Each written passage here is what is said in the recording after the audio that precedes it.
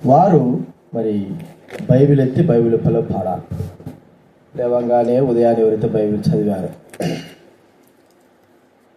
గ్రంథ వాగ్దానంబులన్నీ నావే, ప్రతి అధ్యాయము వరుస వచనము, తన దివ్య ప్రేమ వాగ్దానంబులు, గ్రంథ వాగ్దానంబులన్నీ నావే. కూర్చోండి చాలు.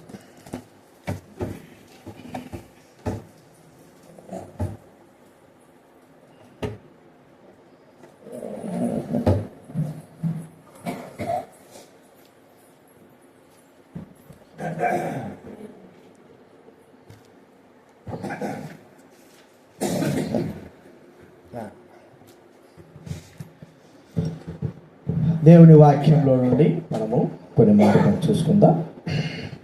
కీర్తన గ్రంథం 8వ అధ్యాయం.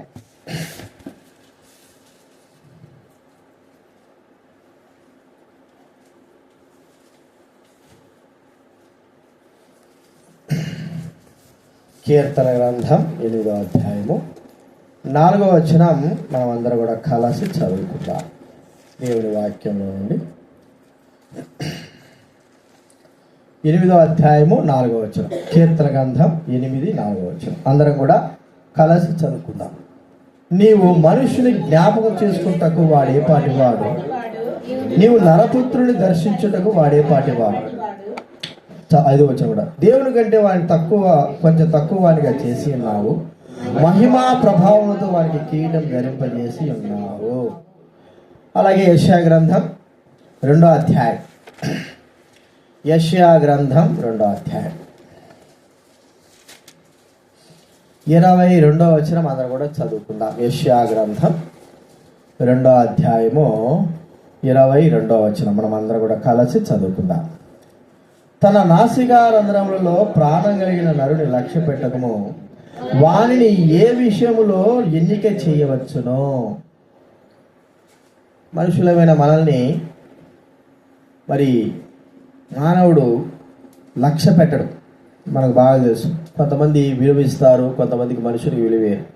దాన్ని మనం తెలుసుకోవాలంటే మన ఇండ్లలో ఉండే కుక్కల కంటే మనకు విలువ తక్కువ. అదేనండి, ఇంట్లో ఉండే కుక్కకి ఇచ్చిన విలువ మానవుడికి ఇవ్వరు. కుక్క కానీ పిల్లి కానీ లేకపోతే దేనికైనా సరే.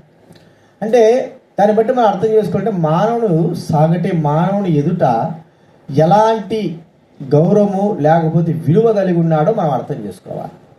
మరి సాటి అయినటువంటి మానవుల మధ్య మనము అలాంటి యొక్క విలువను కలిగి ఉంటే దేవుని ఎదుట మన విలువ ఎలాగా ఉంది? బైబిల్ గ్రంథంలో చెప్తే మనుషుని జ్ఞాపకం చేసుకోవడానికి వాడు ఏ పాటి వాడు, ఎవరు మనం జ్ఞాపకం చేసుకోవడానికి గొప్పవారమా, లేకపోతే సైతాన్లాగా పెద్ద మహిమను పొందినట వారమా, దేవదూతలమా, లేకపోతే దేవుడి కుమారుడమా? దేనిని బట్టి మనల్ని దేవుడు జ్ఞాపకం చేసుకోవాలి? ఇక్కడ వాక్యం రాయబడిన మాట అంటే, నాసికారంధ్రములలో ప్రాణం కలిగిన వారిని లక్ష్య పెట్టాకు, ఏ విషయంలో ఎన్నిక చేయవచ్చో ఒక వ్యక్తిని. అంటే ఏ విషయంలో కూడా మనల్ని ఎన్నిక చేయడానికి మనలో ఎంత మాత్రం మంచి గుణాలు కానీ యోగ్యత అనేది లేదని దైవవాక్యం మనకు సెలవిస్తారు. యోగ్యత లేదు. మనల్ని సాటి వ్యక్తులే గౌరవించలేరు, మనల్ని సాటి వ్యక్తులే మరి ఘనపరచలేరు. అలాంటప్పుడు ఆ పరిశుద్ధుడైన దేవుడు మనల్ని ఎలాగ గౌరవపరచగలడు? మనలో మంచి కార్యమును చూసి గౌరవపరచగలడా? మనము మంచివారమని లేకపోతే గొప్పవారమని గౌరవపరచగలడా? దేనిని బట్టి అంటే ఏమి కూడా మనలో లేదని మనం ఒకసారి మనకు తెలుసు.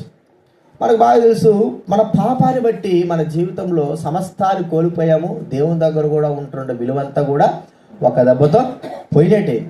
ఇప్పుడు ఏ విషయంలో ఎలాంటి వారిని ప్రభువును ఆరాధించే ఈ సమయంలో మనము ఏమని గుర్తు చేసుకుంటాం? మనము ఏ పాటి వారిని గుర్తు చేసుకుని ప్రభువును ఆరాధించడానికి మనం ముందుకు వస్తాం. చూడండి, మనము హెచ్చించుకోవడానికి ఎంత మాత్రం లేదు. ఎక్కడైనా ఒక వ్యక్తి ఎదుట మనల్ని హెచ్చించకపోతే లేకపోతే అగౌరవపరచకపోయినా పర్వాలేదు, హెచ్చించకపోయినా పర్వాలేదు, కానీ అగౌరవపరిస్తే మనం ఒప్పుకోం. కాబట్టి మరి మనం బైబిల్ గ్రంథంలో మరి వ్రాయబడిన రీతిగా మనం ఏ పాటి వారము అనేది ఒక మాట గుర్తిస్తే చూడండి, హబక్కూకు గ్రంథం 1వ అధ్యాయం. హబక్కూకు గ్రంథం 14వ వచనం.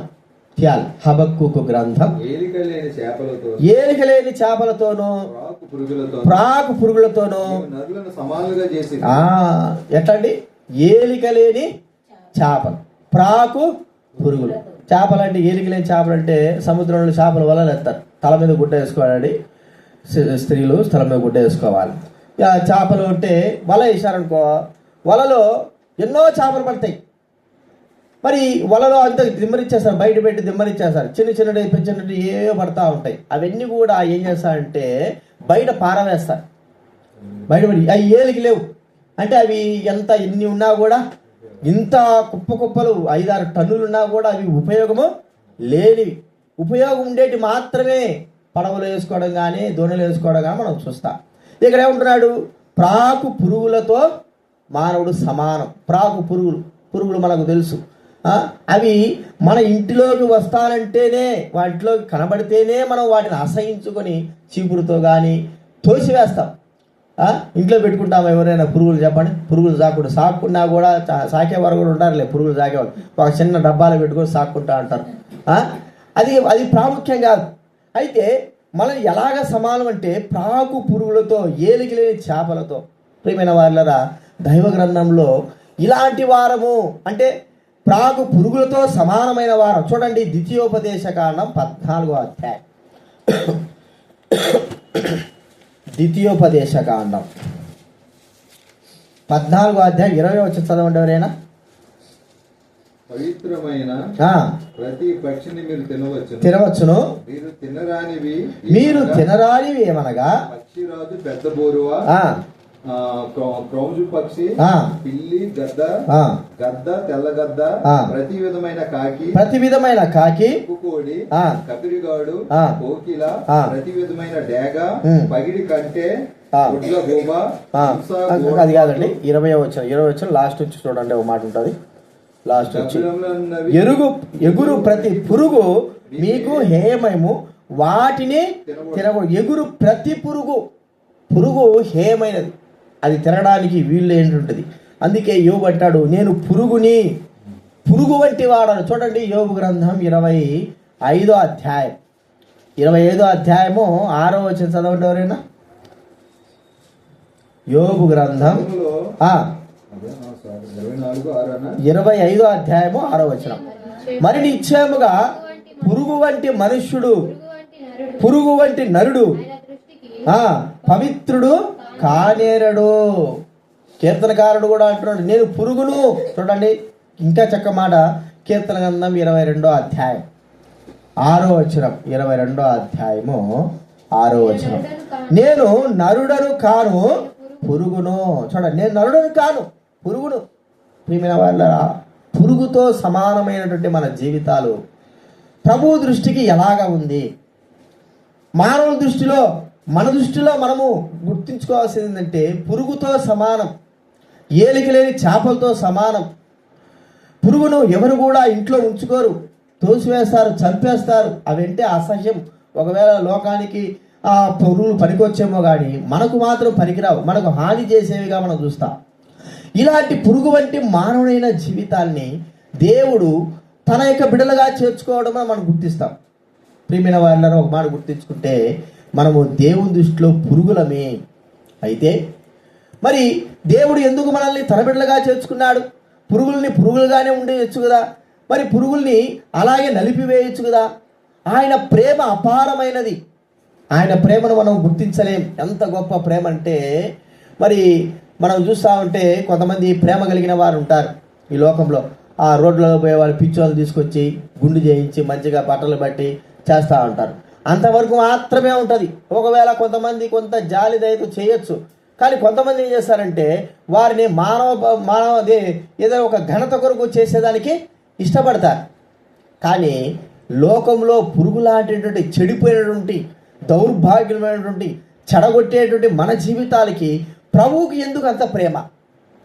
ఆయన మరి మనల్ని సృజించినాడు, మరి మనం సృజించిన మనం ఆయన దృష్టిలో పురుగులుగా కనబడుతుంటున్నాం, దౌర్భాగ్యంగా కనబడుతుంటున్నాం, హేనుగా కనబడుతుంటున్నాం. అయితే ప్రియమైన వారలారా, ప్రభు యొక్క ప్రేమ చూడండి. నేను ఒక మాట అనుకుంటాను, మనకు పుట్టిన బిడ్డలు ఒకవేళ వారు అంగవైకల్యంలో ఉండొచ్చు, ఎట్లాగైనా ఉండొచ్చు, కానీ ఇతరుల పిల్లల కంటే మనము వారిని ఎక్కువగా చూస్తామా, లేదా పిల్లల్నేమో వేరే వాళ్ళ పిల్లలు ఎక్కువ చూస్తామా? చెప్పండి. మన కడుపును పుట్టిన వారిని వాడు ఎట్టైనా పుట్టని, కాళ్ళు లేకుండా పుట్టని, చేతులు లేకుండా పుట్టని, గుడ్డితనంతో పుట్టని, ఏమైనా సరే, కానీ ఆ వ్యక్తి, పుట్టబడినటువంటి వ్యక్తి మనకు ప్రియమైన వాడు. కానీ అందచందాలు కలిగి ఇతరులైన వ్యక్తులు ఎవరు కూడా మనకు ఎంత మాత్రము ఇష్టం లేదు. కాబట్టి ప్రియమైన వాళ్ళరా, పురుగులాంటి మన జీవితాలకి ఆ ప్రభువైన దేవుడు తన ప్రేమను చూపిన వాడుగా చూస్తూ ఉంటున్నాం. ఆ ప్రేమ ఎలాగుంది మనకు బాగా తెలుసు. తన కుమారుడిని యేసుక్రీస్తుని పంపాడు. పురుగులాంటి వారమైన నశించిపోయే మనల్ని, మరి నాశనానికి దగ్గరవుతున్న మనల్ని మా ప్రభువైన యేసుక్రీస్తు ద్వారా తన కుమారుడుగా చేసుకొని, పురుగులు కాదు ఇప్పుడు ప్రియమైన వాళ్ళరా, దేవుని కుమారులంగా చేయబడినటువంటి వారంగా ఉన్నాం. కాబట్టి ప్రభువును మనం స్తుతించాలి. ప్రభువా, నేను నా దృష్టికి నేను పురుగునే, లోకం దృష్టికి పురుగునే, నీ దృష్టికి కూడా పురుగునే, నశించిపోయేవాడనే, మరి నేను ఎవరికి ఇష్టం లేని వాడనే. అయితే నీ కుమారుడు యేసుక్రీస్తుని బట్టి నన్ను ఈ దినాన నీ కుమారుడుగా చేసుకున్నావు. పురుగుడు కాదు, నీవు పురుగు కావు, కుమారుడవే. ఒక మాట మనం చూస్తే బైబిల్ గ్రంథంలో, నీవు దాసుడవు కావు, కుమారుడవే అనే మాట చూడండి. గల్తీ రాసిన పత్రిక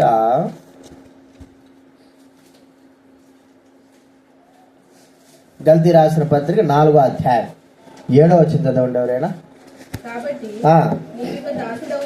నీవిక దాసుడవు కావు, కుమారుడవే. చూడండి, గల్తీ రాసిన పత్రిక 4వ అధ్యాయం, నీవిక దాసుడవు కావు, కుమారుడవే. యేసుక్రీస్తు వారు కూడా అన్నాడు, నేను మిమ్మల్ని దాసులను పిలవడం లేదు, స్నేహితులను పిలుస్తుంటున్నాను. ఎంత గొప్ప విషయం అండి. ప్రభు కూడా అంటున్నాడు, నా ప్రజలు, నా పేరు పెట్టబడిన ప్రజలుగా ఆయన పిలుస్తున్నాడు. మనల్ని తన స్వకీయ ప్రజలుగా చేసుకుంటున్నాడు, సొంత ప్రజలుగా చేసుకుంటున్నాడు. పురుగుమి, నశించిపోయేవారమే. ప్రియమైన వారలారా, దీనిని బట్టి ప్రభువును మనం స్తుతించాలి. ప్రభువా, పురుగులాంటి నా జీవితమును నీ సన్నిధిలో చేర్చబడి, నీ సన్నిధిలో ఉండడానికి నాకు యోగ్యతను అనుగ్రహించినావు. నీ కుమారుడుగా, కుమార్తెగా నాకు చేసుకున్నావు. ఈ యోగ్యతకు నేను యోగ్యుని కాను, ఇలాంటి అర్హతకు నాకు యోగ్యుని కాను. కాబట్టి నేను మిమ్మల్ని స్తుతిస్తున్నా ప్రభు. నీ ప్రేమ ఎంతో గొప్పది. మనల్ని మరి దేవుని కుమారుగా చేసుకుంటూ లోకంలో చెడిపోయిన వారు అందరూ కూడా చేసుకోవడానికి ఆయనకి ఇష్టపడిన వాడే. కానీ ఎవరైతే ఆయన విశ్వాసం ఉంచుతారో వారు ఖచ్చితంగా ఆయన కుమార్తెలు అవుతారు. కాబట్టి మనం గుర్తించుకున్న, లోకంలో ఉన్న వారందరూ ఆయన కుమారుడు అవడానికి యోగ్యులమైన వారే, కానీ వాళ్ళంతకు వాళ్ళే దూరం చేయబడతా ఉంటున్నారు. అది మనం గుర్తించుకోవాలి. ఇది మొట్టమొదటి చూస్తుంటున్నాం పురుగులముగా. రెండోదిగా పిల్లని జాగ్రత్త పెట్టుకోకూడదు. రెండోదిగా మనం చూస్తా అంటే మత్తయి సువార్త 15వ అధ్యాయం, మత్తయి సువార్త 15వ అధ్యాయం 15వ అధ్యాయము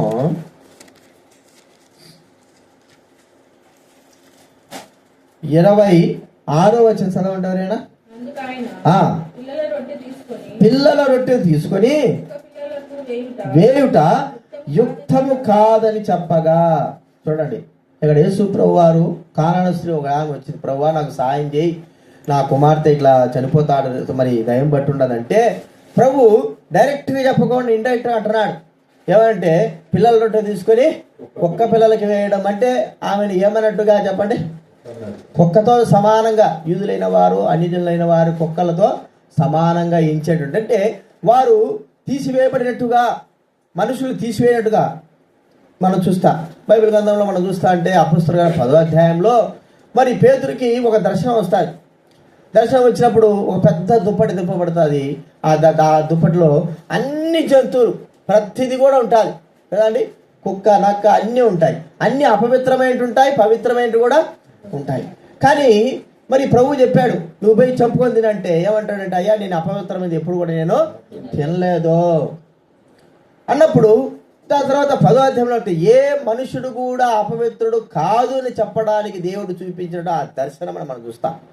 ఇక్కడ మనం చూస్తూ ఉంటే ప్రభు అంటున్నాడు ఇండైరెక్ట్గా, కుక్క పిల్లలకి వేయడం, మరి పిల్లల రొట్టె తీసుకుని కుక్క పిల్లలకి వేయడం భావ్యం కాదు. ఆమె అన్నది నిజమే ప్రభువా, మేము కుక్కలమే. ఎందుకంటే నీ రొట్టె, నీ బల దగ్గర నుంచి పడేట మొక్కల కోసం ఆశపడుతుంటున్నాం.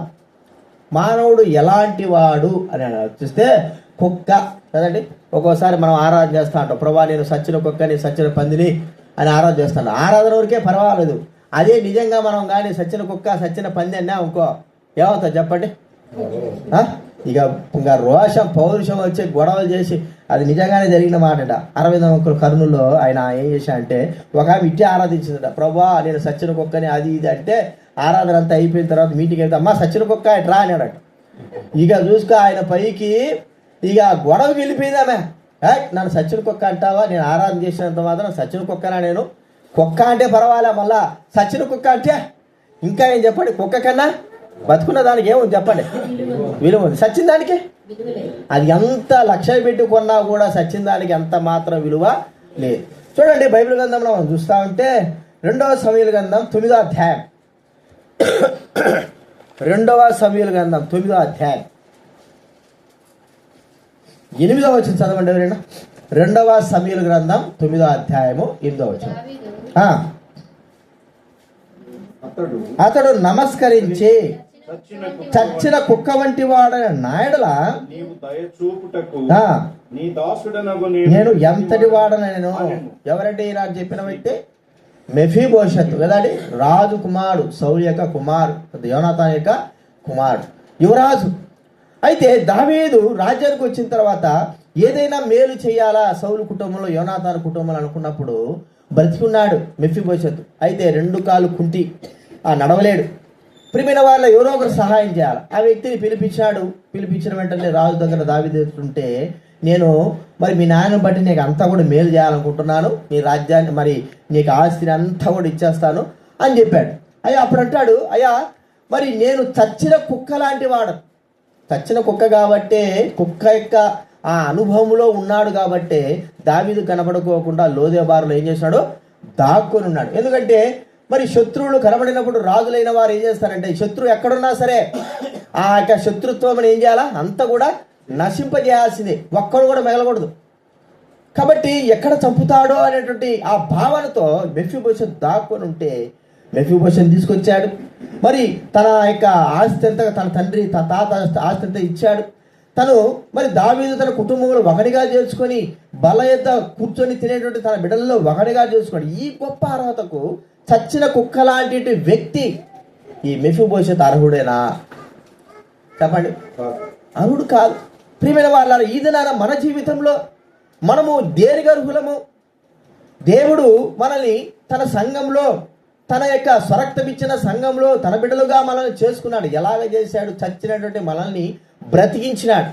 మనకు బాగా తెలుసు ఎఫెసీ పత్రిక 2వ అధ్యాయం మొదటి వచనం చదవండి. ఎఫెసీ పత్రిక 2వ అధ్యాయం మొదటి వచనం. మీ అపరాధముల చేతను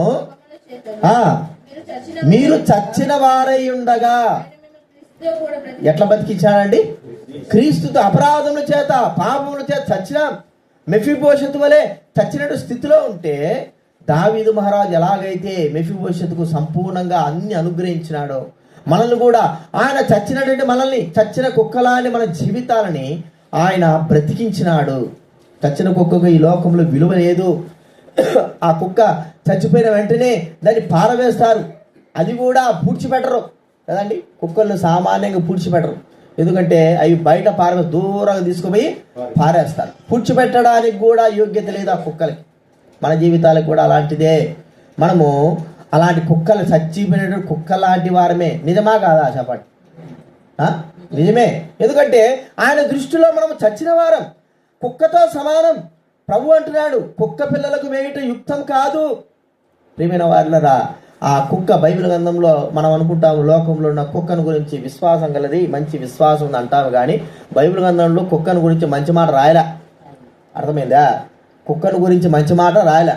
ఎందుకంటే మనము భూలోకంలో కుక్కకున్న విశ్వాసం మనకు లేదురా అంటాం, కానీ బైబిల్ గ్రంథం మాత్రం కుక్కను గురించి మంచి మాట ఎంత మాత్రమో రాయలేదు. కాబట్టి మనం గుర్తించే కుక్కలాంటి వారం. ప్రియమైన వాళ్ళ మనం జ్ఞాపకం చేసుకోవడానికి ఏ పాటి వాడు, మనం ఏ పాటి వారం? ఇది నాన్న ప్రభు సన్నిధిలో ఉండి ఆయన రక్తంలో కడగబడిన సంఘంలో ఉండి మనం ప్రభుని ఆరాధిస్తున్నాం, పరిశుద్ధంగా ఉంటున్నాం.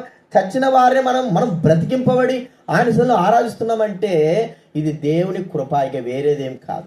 కాబట్టి మొట్టమొదటగా మనం చూస్తూ ఉంటే ఎలాంటి వారం మనము? పురుగు లాంటి వారం, ఏలిక లేని పురుగులు, చేప లాంటి వారు, దౌర్భాగ్యం. రెండోదిగా చూసినా చెప్పండి, కుక్క, చచ్చిన కుక్క, మామూలు కుక్క కాదు, చచ్చిన కుక్క లాంటి వారు. మూడోది మనం చూస్తా అంటే మొదటి సమూయేలు గ్రంథం 26వ అధ్యాయం. మొదటి సమూయేలు గ్రంథం 26వ అధ్యాయము 20వ చదవండి. మా దేశమునకు దూరముగాను యెహోవా సన్నిధికి ఎడముగాను నేను మరణము నొందకపోవుదును గాక. ఒకడు పర్వతముల మీద కౌజు పిట్టను తరిమినట్టు ఇశ్రాయేలు రాజవైన నీవు మిన్నల్లిని వెతుకుటకై బయలుదేరి వచ్చి. మిన్నల్లిని వెతుకుటకై బయలుదేరి. మిన్నల్లి అంటే చెప్పండి, మిన్నల్లి అంటే చెప్పండి. నల్లులు కదా. ఎక్కడుంటాయి నల్లులు? మంచాల పైన ఎక్కువగా కదా. మనం పాత మంచాలు, నవార మంచాలు, వాటిపైన ఉంటాయి నల్లులు. అవి ఏం చేస్తాయి చెప్పండి? చిన్నటి, చాలా చిన్నటి, కానీ అవి మనం నిద్రపోనీవు. మరి ఏం చేస్తాయి చెప్పండి? ఆ నల్లులు మనం పుడతా ఉంటాయి, బాధ పెడతా ఉంటాయి. అయితే అవి కనబడినప్పుడు ఎంతసేపు వస్తాయి? మనం ఇంత పెద్ద మనిషిని మనల్ని బాధ పెడతా ఉంటే అవి కనబడితే ఊరుకుంటావా చెప్పండి? ఏం చేస్తాము? క్షణంలో అది అట్లా నలిపితే చాలు చచ్చిపోయేది. నలిపితే ప్రియమైన వాళ్ళు మిన్నల్లిని వెంటాడుతూ. అంటే మానవుడు ఎలాంటి వాడు? ఇంకా చూస్తే 24వ అధ్యాయం, మొదటి సమూయేలు గ్రంథం 24వ అధ్యాయము 14వ చదవండి. 24:14. రాజు ఎవరిని పట్టుకొని బయలుదేరి వచ్చి ఉన్నాడు. చచ్చిన కుక్కను కదా.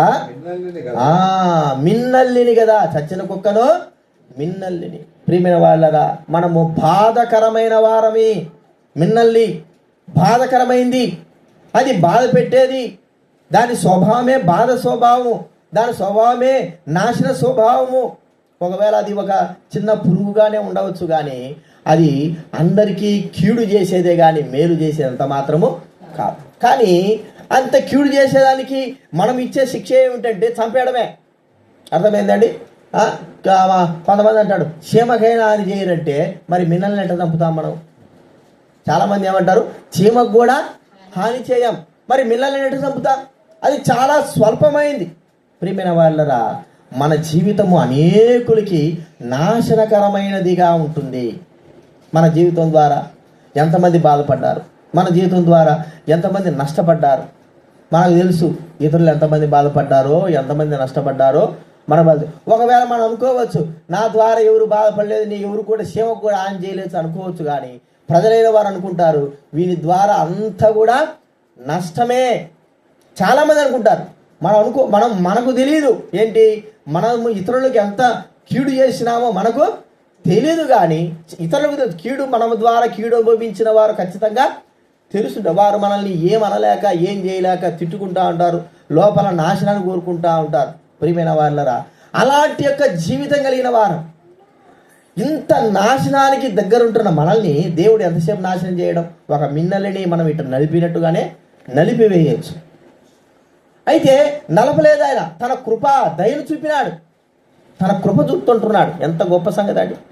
ఇది నాన్న ఒక మాట మనం చూస్తే 103వ కీర్తన చూడండి. 103వ కీర్తన 10వ వచనం దయచేసి చదవాలి. 103వ కీర్తన 10వ వచనం. మన పాపమును బట్టి మనకు ప్రతీకారము చేయలేదు, మన దోషాలు బట్టి ఏం చేయలేదంటే ఆయన మనకు ప్రతిఫలం. మన పాపాలను బట్టి ప్రతీకారం చెయ్యాలా, మనకు ప్రతిఫలం కావాలి. ఎందుకంటే తప్పు చేసిన వానికి ఖచ్చితంగా శిక్ష. నేను ఎడదైనా మాకు 3 రోజులు, ఒక వారం 4 రోజుల కిందట అందరూ మరి ఎంఆర్ఎఫ్పిఎస్లు అంటే మాదిగ దండోరు అందరూ కూడా ఢిల్లీకి పోయినారు. ఎందుకు పోయినారన్న మా వాళ్ళు కూడా పోయినారు, మా వాళ్ళ నాయకులు ఉన్నారు. ఎందుకు పోయినారు, ఏం కథ, అంత దూరం పోయి ఏం చేశారో దేశం అంతా చూశానండి. అంటే ఎందుకు పోయినారంటే అందరూ వచ్చారన్నారు. లాయరు జడ్జిని చెప్పుతో కొట్టినాడని ఒక న్యూస్ వచ్చింది. వస్తే ఏం చేశారంటే ఆ జడ్జి అనే ఆయన ఎవరు, ఎంఆర్పిసి అంటే మాదిగా ఆయన ఒక అగ్ర కుల తక్కువ కులాన్ని చెందినవాడు. ఇతను లాయరు గొప్ప కులాన్ని. కొట్టిన తర్వాత ఏమైపోయిందంటే క్షమాపణ చెప్పినాడు, ఏదో జరిగిపోయింది. క్షమాపణ చెప్తే ఆడ వరకు గమ్ము ఉంటే సరిపడా. వీళ్ళందరికీ ఏమంట, ఈ దేశ నాయకులకి అందరికీ కోపం వచ్చిందా? క్షమాపణ చెప్తే సరిపోదు, కానీ శిక్ష మాత్రం ఖచ్చితంగా రాత్రి అంటున్నాడు ఆయన. వాడు క్షమాపణ చెప్పింది సరిపోయింది, ఇప్పుడు గాంధీ తాతను చంపినాడు అతడు, చంపిన తర్వాత క్షమాపణ చెప్పినట్టు కాదు కదా, వాడిని ఉరిశిక్ష చేసి ఏదో ఒకటి చేసినారు. ఇందిరాగాంధీ చెప్పినారు, అయ్యా వాళ్ళు క్షమించండి ఏదో అన్నారు, అయినా మరి ఊరికి వదిలిపెట్టినారా?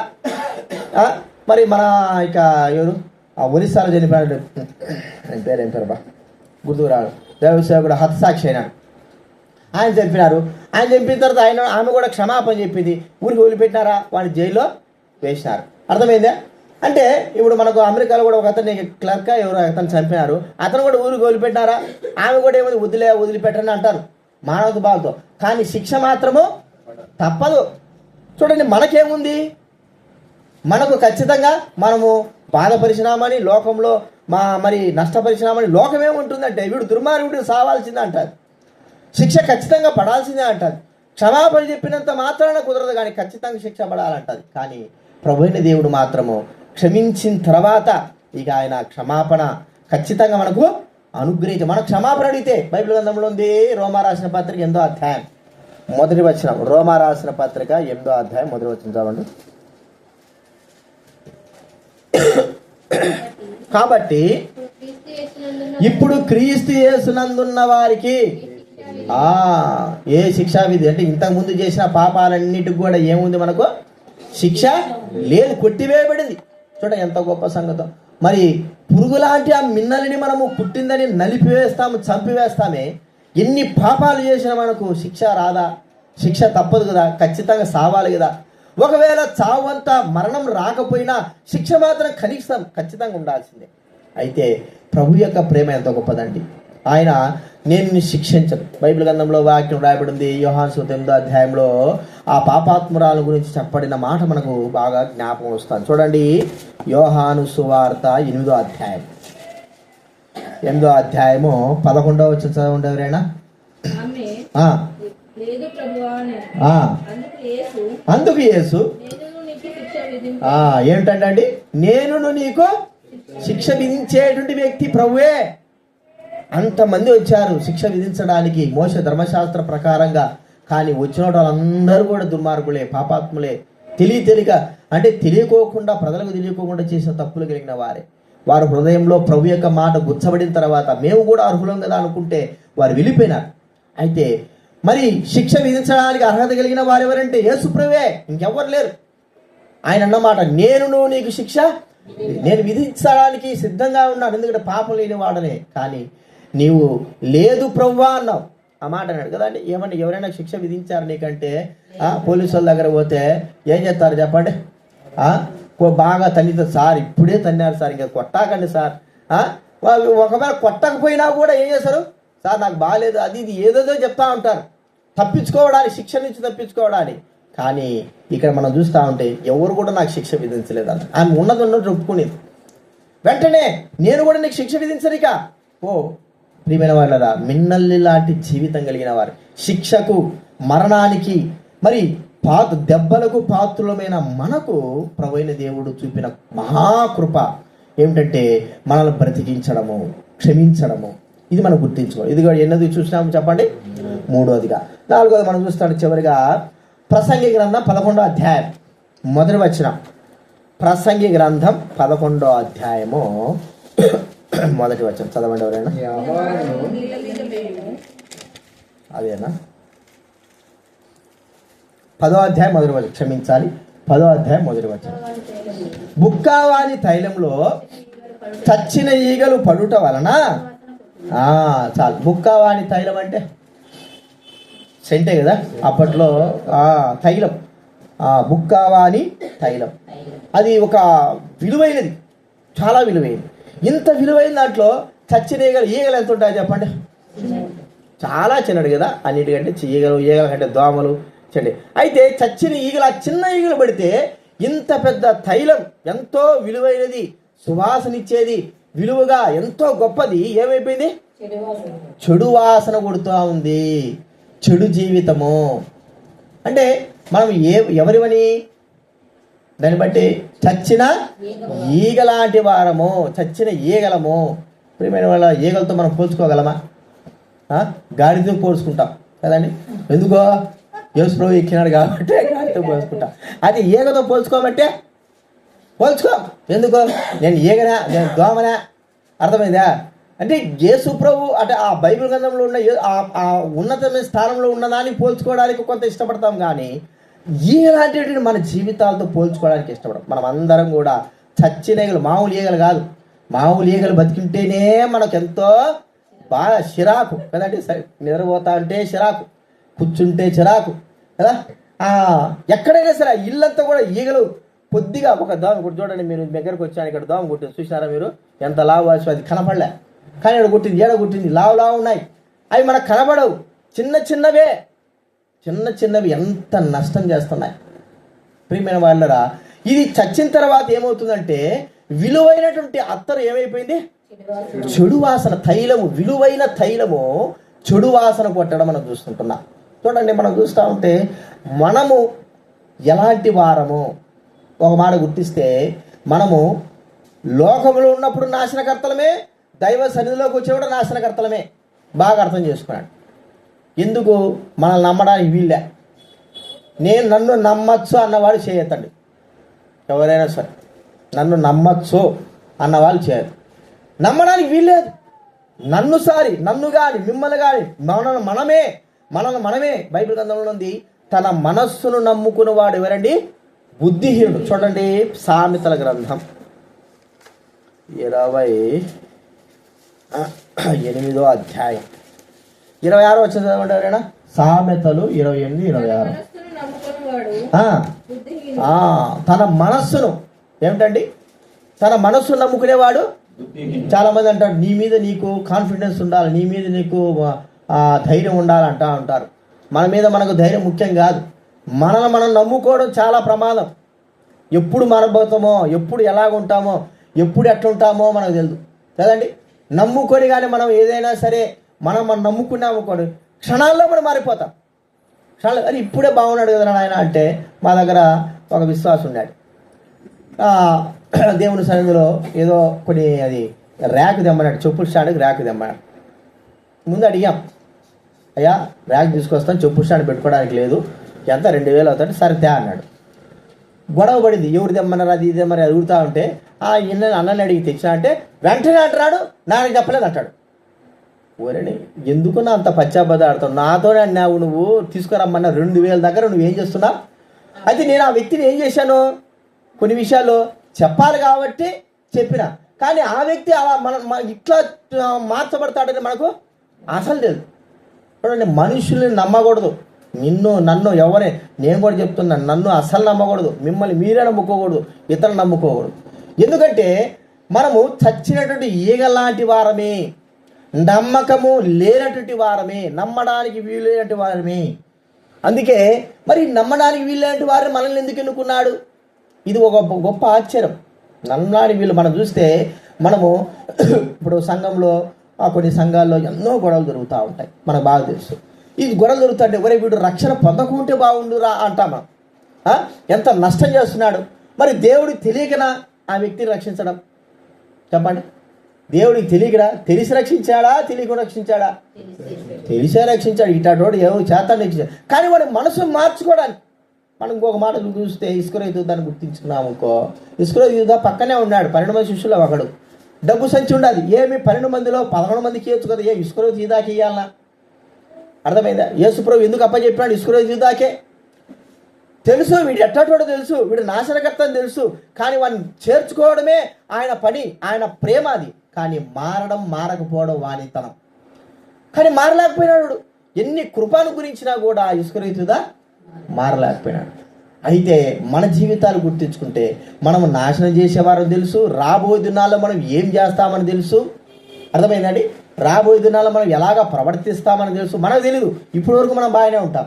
రాబోయే దినాలు ఇట్ట ప్రవర్తించినాడా అత్త ప్రవర్తించినాడంటే అది దేవుడు తెలుసు. మనకి ఎందుకు రక్షించాడంటే రక్షించాడు ఆయన తన ఉచితమైన కృపతో మనకు తన ప్రేమను అందించాడు. ఎలాంటి వారం మనం చెప్పండి? చచ్చిన ఏలాంటి వారం అంటే బయటున్నా మనం బాధపెడుతున్నాం, మరి తైలంలో చచ్చిన తర్వాత తైలంలో కూడబడినా కూడా మనం ఏమవుతున్నాము? బాధపడతా ఉంటున్నాం. మనం బాగా తెలుసు, స్వీట్ షాప్లో ఉంటారు. స్వీట్ షాప్లో ఏం దొరుకుతాయి? స్వీట్ దగ్గర ఈగలు దొరుకుతాయి. డోర్ వేసేస్తాడు, అర్థమైందా? డోర్ వేసేస్తాడు. అది స్వీట్ షాప్ బయట ఉన్నా ఈగ నాశనం చేసేది, అది లోపలున్నా కూడా నాశనం చేసేది. బయట ఉన్నంత మాత్రం డోర్ తీసినంత మాత్రం బయటికి పోయి మన లోపలికి వస్తూ ఉంటుంది. అవి తిన్నవారికి రోగాలు. ప్రియమైన వాళ్ళరా, మన జీవితాలు కూడా అలాంటివి. అయితే దేవుడు ఎందుకు రక్షించినాడో మనకు తెలియదు, కానీ రక్షించినాడు. ఆయన ఆ రక్షణను బట్టి, నశింపజేసేట మన జీవితాలను బట్టి, నమ్మడానికి యోగ్యత లేనటువంటి మనల్ని బట్టి మనం ప్రభువును ఒకసారి గుర్తించుకోవాలి. ప్రభువా, నన్ను నమ్మడానికి ఎవరికి యోగ్యత లేదు, ఎవరు కూడా నన్ను నమ్మడానికి నాకు యోగ్యత లేదు, నన్ను నమ్ముకోవడానికి యోగ్యత లేదు. అలాంటి వాడు నన్ను ఎట్ట నమ్మినావు ప్రభువా, నన్ను ఎట్ట రక్షించినావు? బయట నేను నాశనం చేసేవాడిని, లోపల నేను నాశనం చేసేవాడిని, నా జీవితం నాశనానికే ఉంది కదా, మరి నేను ఎలాగ రక్షించినావు? ఎలాంటిది నీ ప్రేమ? అయితే ప్రభువును ఒకసారి గుర్తించుకొని మన జీవితంలో చచ్చిన ఈగ లాంటి మన జీవితాలు రక్షించినందుకు, ఆయన తన సన్నిధిలో మనల్ని ఉంచినందుకు ప్రభువును మనం స్తుతించాలి. మనము ఎన్నిక లేని వారమే కదండి. 4 చూసాం. మొట్టమొదటి ఏం చూసాం చెప్పండి? పురుగు వంటి వారు. మన ఇళ్లలో కూడా రాదు, పురుగు నశింపజేసేటువంటి పురుగు లాంటి వారు. రెండోది ఏం చూస్తూ వచ్చా? చచ్చిన కుక్క. బతుకున్న దానికైనా విలువ ఉంది, కానీ చచ్చిన కుక్కకు మరి విలువ లేనే లేదు. అది ఎంత పెద్ద లక్షలు పెట్టుకున్నా కూడా విలువ లేదు దానికి. మూడోది ఏం చూస్తూ వచ్చా చెప్పండి? మిన్నల్లి, నశింపజేసేది. మరి నాశనానికి మనమే నాశనం తెచ్చుకోవడానికి కారణం, దెబ్బలకి కారణం. ప్రియమైన వాళ్ళరా, తర్వాత 4వది ఏం చూస్తూ వచ్చా? చచ్చిన ఈగల వంటి వారు. ఈ 4 అంతల అనుభవాలు ఇవన్నీ కూడా మనమే, ఎవరో కాదు, మనమే. కానీ వీటన్నిటిలో ఇలాంటి అనుభవం కలిగిన మనల్ని తీసుకొని ఆయన ఒకే మాట మనం చూస్తే అపోస్తల కార్యాలు 20వ అధ్యాయం 28వ వచనం చదువుకుందా? 20-28 అపోస్తల కార్యాలు 20వ అధ్యాయం 28వ వచనం చదవండి ఎవరైనా. దేవుడు తన స్వరక్తమిచ్చి సంపాదించిన తన సంఘమును కాయుటకు పరిశుద్ధాత్మ మిమ్మును దేనియందు అధ్యక్షులుగా తన స్వరక్తమిచ్చి కొన్న సంఘము. అంత మాత్రం కాదు, చూడండి 1 కొరింథీ 6వ అధ్యాయమా 19వ వచనం.